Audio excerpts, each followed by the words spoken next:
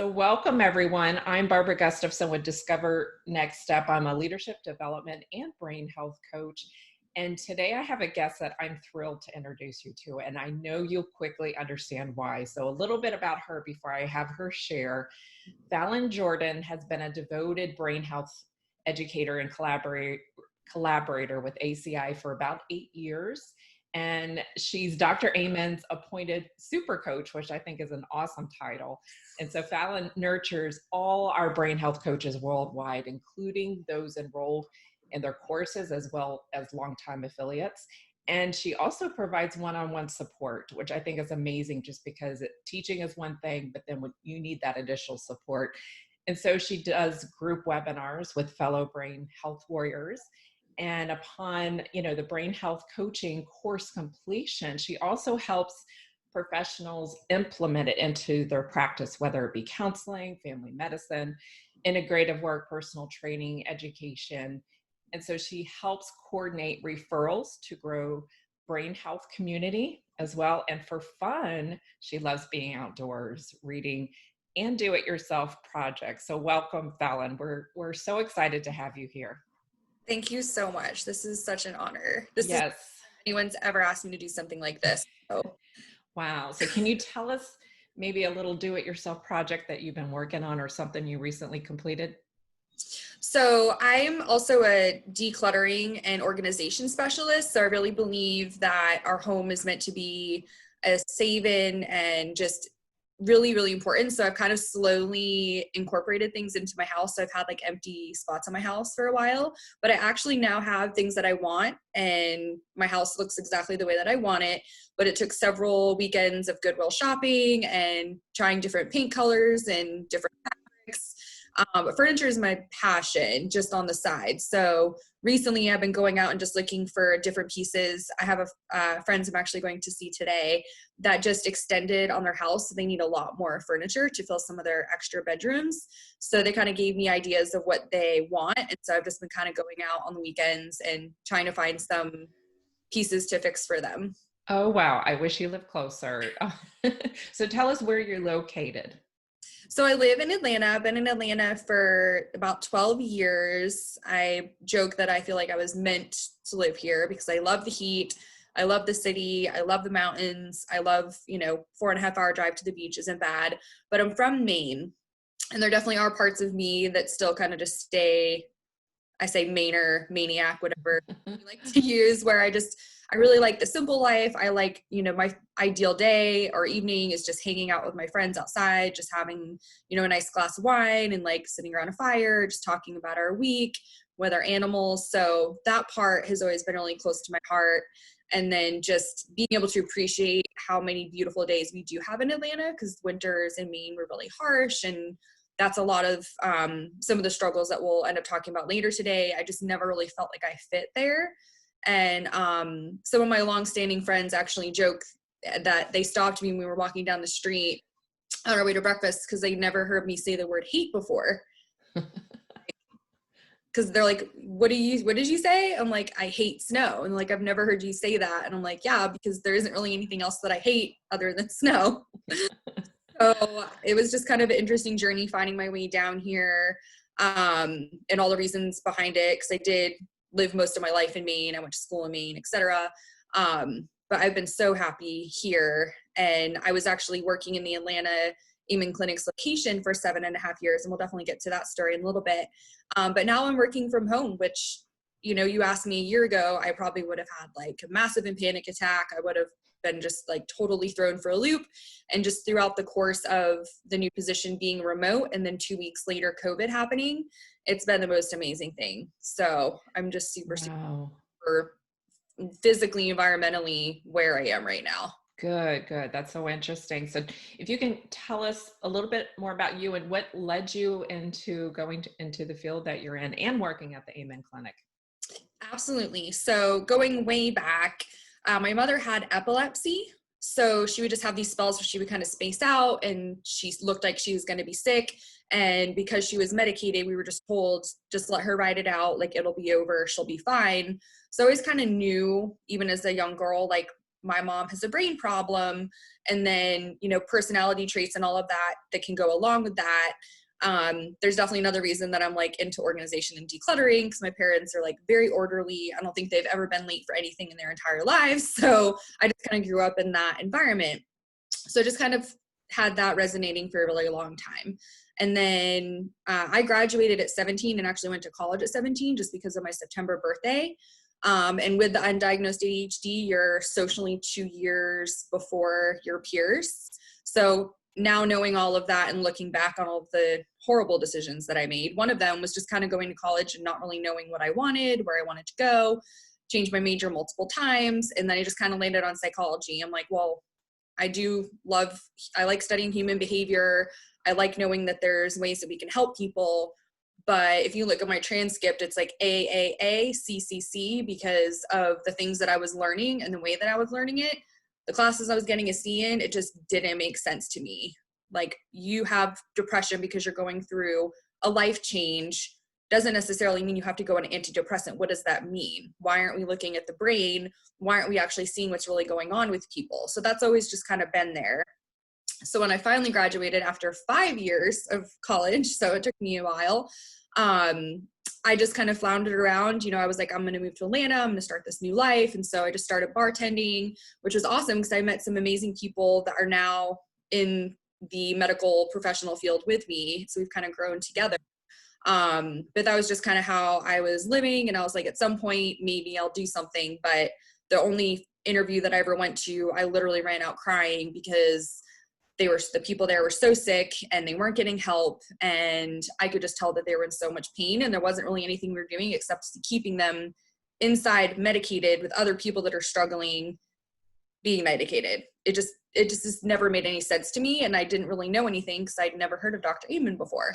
So one day I'm going to my like umpteenth bartending job that I like really didn't like. And I just had this message, and God was like, you're going to get a job in your field today. And I'm like, first of all, why is God talking to me? He's never talked to me ever.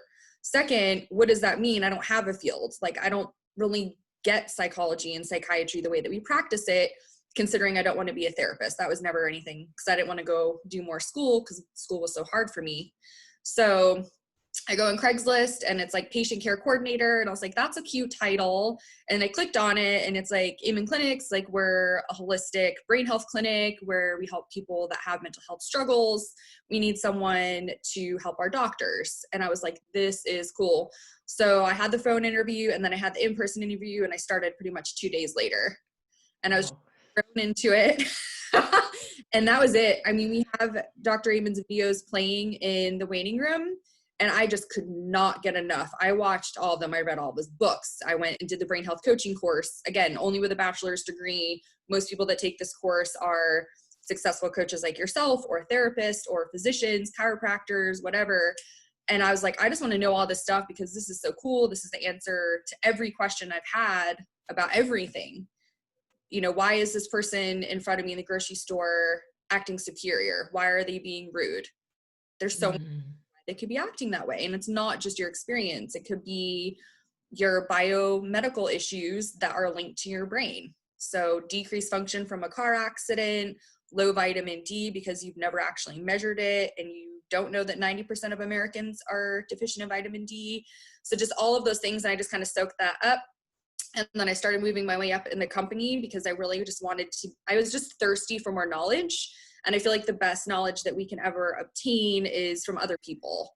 Yes, I'm a huge reader and I love reading, but everything that I read is somehow relating to a person that I've met or I'm going to meet at some point in my path, and just having that information to help them. So I got to learn a lot doing the clinical intakes with patients and hearing their life story. And then we started doing more follow-up aftercare with the patients, which was incredible because we got to capture their experience and just continue to support them. And then after I became a coach through Dr. Amen, they helped me go to Emory to get health coaching certification, just so I could have something else kind of with credibility. And you know, a few months ago, I was like, I really need to change. Like, I really just feel like I need to help more people on a bigger scale. And I feel like I can do that by taking care of people that take care of a lot of people. And so that's how we kind of put together this role where instead of me coaching patients, I'm coaching other coaches. And it's just been, I mean, amazing. I honestly don't even know how to describe it. It's just Wow.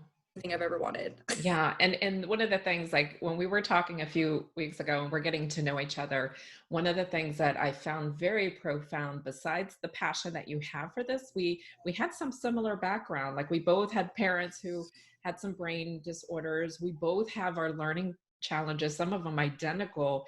And it was so encouraging for me to hear your story, just because I've, I have these goals and passions, but often it takes a lot longer and it's a lot harder. And I have you beat by college. It took me 12 years, but I did it. And when you say and you talk about, it took me 5 years, just to hear how a lot of people would have given up. They would have noticed it's too hard, but you had the perseverance, the persistence, and the determination to do it no matter what. And I just love that huge, beautiful message that you got and that clarity piece. So because we were talking about, there's a lot of information for children with learning disabilities, a lot of things for parents, but there's not a lot of conversation for adults who have struggled their whole life, and maybe they have coped very well like you and I have done, but there's they're wanting to find their purpose, they're wanting to reach their goals, but they've had a label or they've been limited, they don't know where to start. If you can kind of talk about some of the labels that you had or held on to in the past, but you decided that you were no longer going to let them define you, I'd love to hear that. Absolutely. And I'll just share that when I did see my first scan, which was 7.5 years ago, I've had 5. Wow. Yeah, it was just like the atypical ADHD pattern. And I wasn't surprised, but it was still a conversation that I had with friends and family. And it was like, yeah, we knew that you did. Even said we knew that you did, but because you had mood issues and anger issues and defiance, the doctors never wanted to put you on a stimulant. They wanted to put you on bipolar meds, and we didn't want to put you on anything. And I'm like, well, thank you for doing that. After my brain, the last thing my brain needs is medication. Like I had so many concussions that I had to heal it naturally. So once I actually had that, and then throughout the course of several years, just having those flashbacks of people calling me a ditz and people calling me a dumb blonde, and one of my friends nicknamed me Space Between the Ear Jordan. And I'm like, that's not normal and that's not helpful. But at that point, when I was younger, I was an AB student. I just pushed through by basically sucking up to my teachers because they always really liked me. And I'd sometimes get test results and I'm like, how did I get an A on this? I don't even remember taking the test. I don't remember studying for the test. It's like I would just kind of black out under academic stress and somehow pull it off. But then once my senior year in college came after my umpteenth concussion, that all went out the window. Pretty much lost the ability to read. It would just instantly put me to sleep. Doing papers on the computer, this is, before all the technology that we had. Like I had to just go to the old school computer lab, in the middle of the night under the fluorescent lights. That would just put me to sleep. So it's like I feel like I slept most of college. And then when I saw my scan and started talking to the doctors, doing some of the supplements, hormones, etc., they're like, have you ever been tested for Irlen syndrome? And like even just saying it, Irlen is IRLEN, but it's like, what is that? What does it have to do with anything I'm experiencing? And I was assessed for that visual processing disorder, which is very common in ADD, dyslexia, learning problems, and then concussions with light and noise sensitivity. And since then, and using my overlay for everything, and then the spectral filter glasses, that has completely revolutionized my life. And just a very simple procedure. I think you've had it, right? You talked about that. I'm in process. Okay. Yes.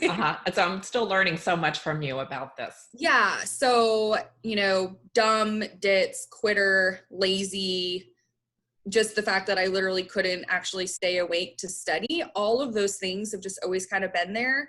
And the only way I made up for it was my work ethic. And until recently, I felt like if you weren't, stressed and somewhat unhappy, somewhat unmotivated, when you weren't overperforming and working 2 to 3 jobs, you weren't going to get where you want to be in life. And again, I feel like some of that just kind of culturally growing up in New England, it's just different.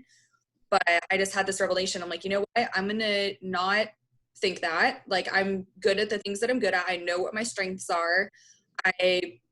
People are like, oh my gosh, you know so much about the brain. And it's like, anything Dr. Amen or other physicians that I've worked closely with have shared. And then my other colleagues that did intakes with me that are now licensed counselors and therapists, everything that they ever told me just stuck. And I'm just so grateful for that. And I feel like that's just totally, God hooking me up on that, because there's other things that you try and tell me to do that I just can't. I mean, setting up a bookshelf, like, will just send me into tizzy. Like, I just can't do it because my brain just doesn't process reading directions and like picking up parts and putting them together. That's just not how my brain works. Being able to just celebrate that there are things that I'm good at, there are ways that I can help, and not trying to put so much effort into the things that I'm not good at. I'm putting all of my heart and effort into what I'm good at. Yeah, and if I could jump in here, because you touched on something very important, and we've talked about, because I also have the Erlands and I have auditory processing disorder, and I just remember after my writing accident when I was 19, they weren't sure what was going on. I had a broken back, but there was no scan done on my brain. And it wasn't until a few years ago that it really indicated those areas. I was able to get the proper diagnosis. But one thing you touched on that I think it's so critical here is, and this was hard, but it was the game changer for me, is really finding my purpose and what I'm passionate about, my strengths. And when you have a learning challenge, even ADD, that can be a little harder because some things will show up on assessments and paper, but it might require more digging to find those unique strengths. But I can tell you without a doubt, that has been like my drive. That's been the flame. And I can hear in your voice, that's been something for you that's helped you overcome. You may still have these challenges, but that's been like your compass. Do you have any thoughts on that? Yeah, definitely. I mean, it's still with my daily life, professional life. I mean, you can tell if something, I don't agree with it or I don't find it interesting, I'm just not gonna, it's like my brain just deflects it. It's like, we don't have space for you. You need to go away. And then I just distract myself with something else. I'll probably get fidgety. It's just immediate. And if it's not helping people, in whatever fashion that is, whether that's their brain health, whether that's their spiritual health, whether that's their social health, whatever I feel like I can contribute, even if it's just a very short, hey, I think you should check out this book. This person really helped me. That could really make a huge difference in someone's life. And I just have to save my brain space for that information. That's an interesting way of putting it. That's very helpful. I hadn't thought about that before. Because I know when my brain's deflecting something, and if I try to make it work, it just makes it harder. So, well, and behind you, you have your cupboards and they're very well organized. You have extra space there. That's how I think of my brain. I have so much space, and I have the files that I keep on the top shelf so nothing happens to them and they always stay there. And then there's stuff that sometimes I'll, trade in for other new information, and older information that doesn't need to stay new goes away. So it's just a different way that I'm just a very visual person too. We've talked about that. And I've definitely had auditory processing issues throughout my life. So visualizing things, and then touch, which is funny because there's this whole theory about the love languages. But I always tell my friends that are in relationships, especially with people with ADD, if you physically touch them when you're talking to them and look into their eyes, they're much more likely to actually retain the information that you're trying to give them. Because when you think of the auditory processing issue, the words are just out there. They're not going in. But if you can actually physically connect with someone, it's worth trying and seeing if that helps a little bit, especially with the menial tasks. Like, honey, can you please remember to take the trash to the curb tonight? I've told you a million times. Please do it. Just, it's worth a shot. I'm getting ideas from you to use with my husband. A lot of that was Yeah. from Allison Armstrong too. I hadn't thought about the use of other senses to compensate some that are, wow. That's really cool. So can you walk me through, I'm thinking of a scenario, perhaps someone listening here, an adult who has struggled with learning, or they just really wanted to go after their dream. They don't know where to start, might be confusing, or they don't think that they have what it takes. What are maybe some of the literal first steps that they can do to start? Well, I definitely think there is power in doing affirmations. And again, if you're doing affirmations over and over and they're not sticking, or you're really struggling to get rid of those negative self-defeating thoughts, I would definitely do some cognitive behavioral stuff about the negative thoughts that are holding you back, because there is you will have a breakthrough at some point where, again, you need to free your mind of those. I mean, you have negative thoughts, they cause electrical currents in your brain that are going to fuel more negativity, which means you're more likely to be around negative people. You're more likely to watch the news more than somebody really needs to, which is going to just kind of send you down a rabbit hole. So I feel like if you can focus on affirmations such as, I am confident, I am worthy, I am intelligent, I am loved. If you continue to try, and that's just step one for me, that was, because that was so much of my issue, was just self-esteem was just in the gutter for so many reasons.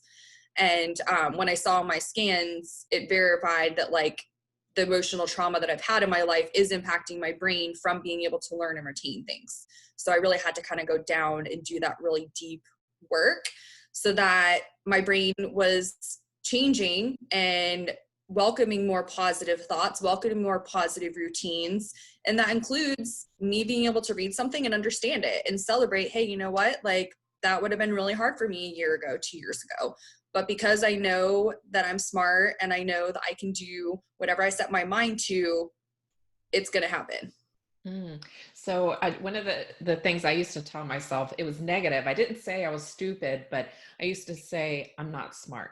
So it's basically the same thing. And I know that Dr. Amen, he has a wonderful approach, the ants, the automatic negative thoughts. And what I love about that, he explains why we become so addicted to our negative thoughts and we start feeding off that addiction. And Right. it's hard to break away from, but we can start by using affirmations. We can start a new pattern of thinking. And like you said, it may take a while, but eventually your brain, because you're repeating that and you're adding feeling and emotion, your brain starts recognizing that's a familiar thought. I'm going to start focusing on that more. So I like that you brought that up. And not everyone really, many people have heard about affirmations, and because I think it's talked about so much, the importance becomes diluted. But when you add the reason why it's important, it's like, oh, that's why that works. And it might not be immediate. I mean, I have those, those little books that you can flip through that just share something positive. I just had them everywhere. They were like my number one gift that I always gave somebody. The one that I have currently is, you were doing a freaking great job. And if I'm like, I need something to share, I need someone to share something with me just to remind me. And I'll just open up a random page and it'll be a lot of times the exact message that I really just needed to be reminded of. So there's ways to kind of do it without having to like make it a whole big thing. So I feel like with affirmations and meditation, we're like, you need to carve out this part of your house and this part of your day. And it's like, no, like just get a little book. And when you feel like you need a little pick me up, just open it, read it. It takes less than 10 seconds.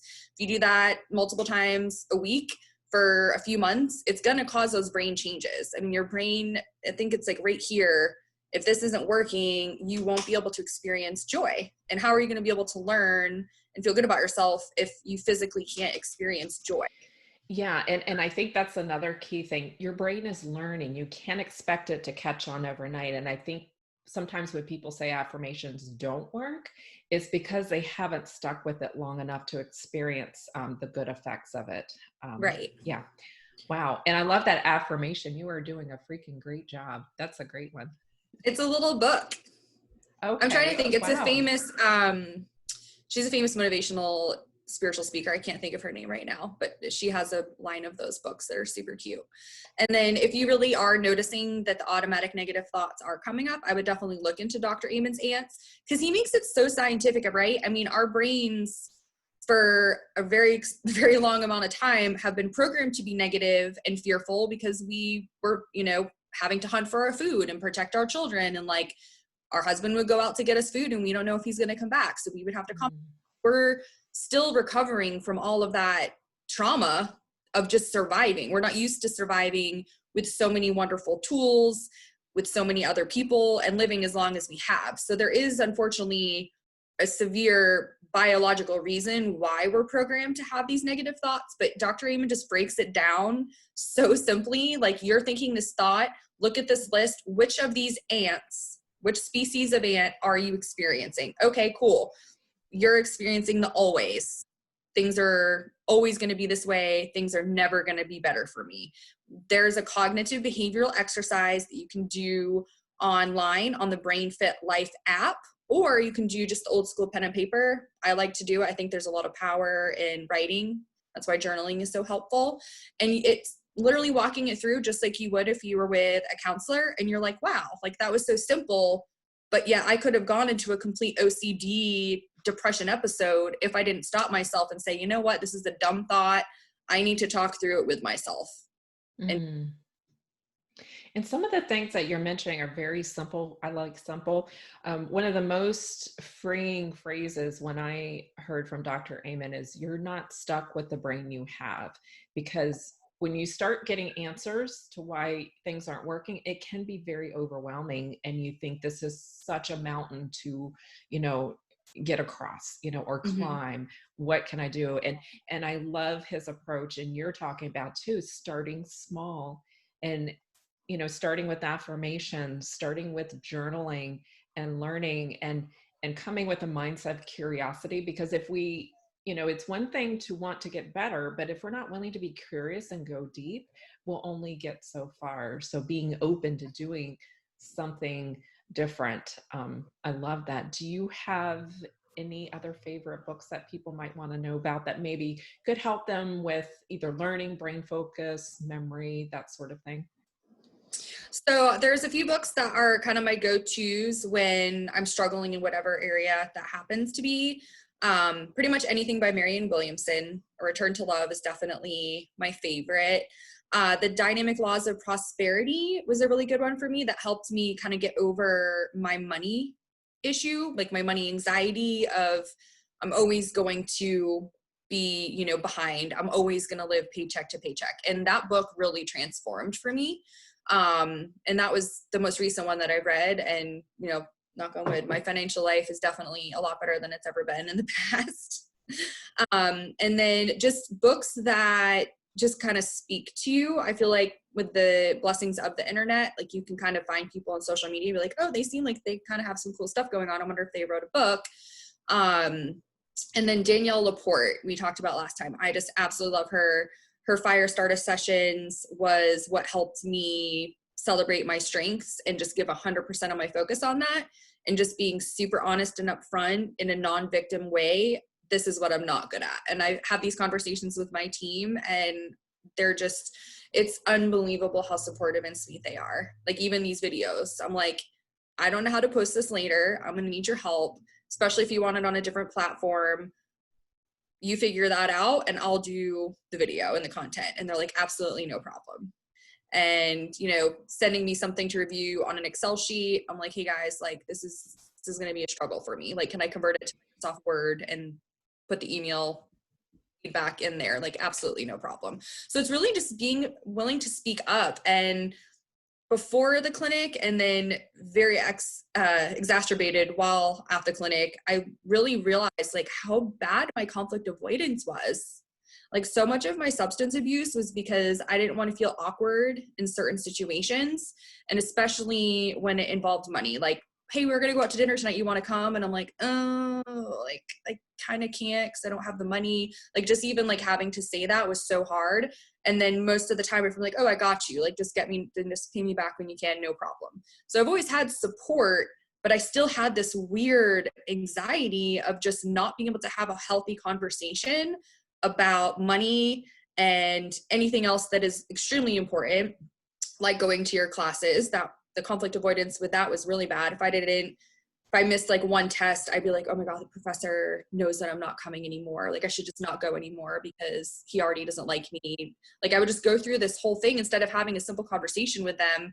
Hey, you know what? Like I wasn't feeling well that day. And I was like, really, I just felt weird, like emailing you that I was going to miss that class. Like, I just want you to know that I'm committed. Like never would have had that conversation before. And now I'm like, no, like I need to speak my voice. I need to speak my truth. I have a lot to offer. And if there's something that I can't do or can't help with, then I will make sure that I find the perfect person that can. I'm not just going to like leave somebody hanging. And that's why I feel like just everything that's going on in the world right now, it's just like we're either going to come together or we're going to separate more than we ever have before. And I'm obviously rooting for us to get together. And so yeah, so this is like mind blowing to me because I haven't really thought much about the conflict avoidance, and I'm thinking of those, and I'm thinking of myself too because I haven't really had a conversation with many people about some of my learning challenges, and I realized that maybe I've had a conflict avoidance about it. Maybe I've been afraid to, because I never want to be a burden on other people. But Exactly. there's times that I absolutely need help and I need understanding from, those I'm working with, those I encounter. And that really shows to me that maybe there's some other people that are afraid to speak about it and, their challenges. What are your Yeah, thoughts around that? totally. So back to me, like being a bookworm and learning so much of this through books. Boundaries. I feel like a lot of people know of that book, but might not have finished it. It might be on their bookshelf. A priority, like ASAP. The reason I like that is because it actually uses scripture to remind you that God wants you to have healthy, loving relationships, and He wants you to have the healthiest, loving relationship with yourself and with Him. And then also, crucial conversations is a real step-by-step guide of how to be able to have those conversations. And when I tell patients, friends, whatever, like it's always going to be hard at first to the point where you're probably going to feel like you're on the verge of a panic attack. And Dr. Amen has said this to me multiple times, and I'm just like so grateful. Use that anxiety and change it into excitement. Mm. I'm going to be able to have this conversation with you that's going to be hard and uncomfortable, and I'm probably going to feel really bad when I'm doing it. But every time I do that, it's going to get easier, and you're going to see how much that helps, not just you, but the other person. Oh, absolutely. And I'm just amazed you brought up crucial conversation because I had to read it this past year in a leadership Oh, program. nice. And our assignment was we had to have crucial conversations. It Yeah. was really hard. But Yeah. I will tell you, after I've done it a few times, it's empowered me to have other crucial conversations and been so essential for me. Mhm. And yeah, I love that you mentioned that. Yeah. So, do you have any last parting words for us that you'd like to share? Well, I just wanted to let everyone know that's listening that there's a very slim chance that whatever feeling, emotion, thoughts you're experiencing currently or in the past, it's a very rare chance that I haven't experienced it. And I'm not saying that my life is perfect and that, it's all rainbows, kittens, and sunshine, because it's not. There are hard days, but that's growth. I mean, everything that we're going through, positive or negative, is growth. And if you can be stronger at a soul level the following day by doing some of these really hard but quick like a band-aid type things, just try it. Try a couple of these things that we talked about. And I'm Mhm. available. I mean, reach out to me, call me, email me, whatever. Like, I mean, I'm here to help. I don't like just listening to myself talk. Yeah, and I'll be posting your links on this YouTube interview. But I so appreciate you sharing your story. I know it's not always easy, but I know that there's people here, listening there, whether they're listening to it, a year from now when we post this, that'll encourage them. So thank you so much for what you're doing to really bring value, but helping people find who they truly already are. So thank you. This has been wonderful. Exactly. That's what it's all about. Yeah. Well, take care. Thank you so much, Barbara.